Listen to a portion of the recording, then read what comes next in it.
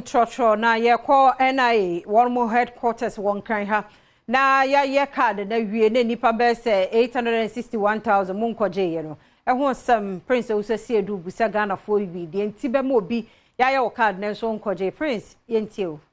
alright yenko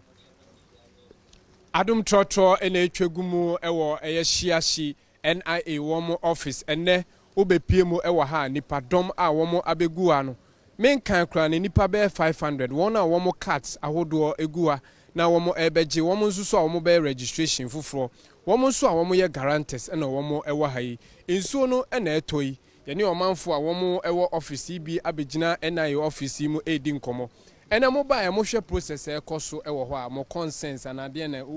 mo beka okay asem kakra beka a kire Ghana mpanimfo ne wo mo hwe card no so say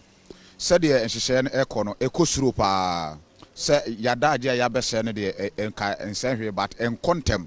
nti yesrɛ mpanimfo sɛ omo hwɛ na adwumayɛfo omo ne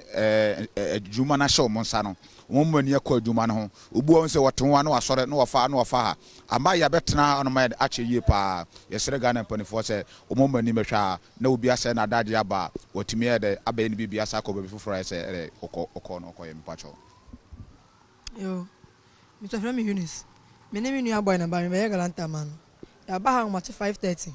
Ya gusu almost almost 2.8. Ba obi ba no bla mu 3 million 4 million pe no mo yi no ya na ya 2.8 na egusu line no ma koya ma no. Sad ni so mo ye na enyi so mo hwe no mo kopa ho bibi nyama ye. Na ya baha ya chepa na o se nkofie because ya jaye ma wo fie na ya begina. So mo hwe ma ye damase.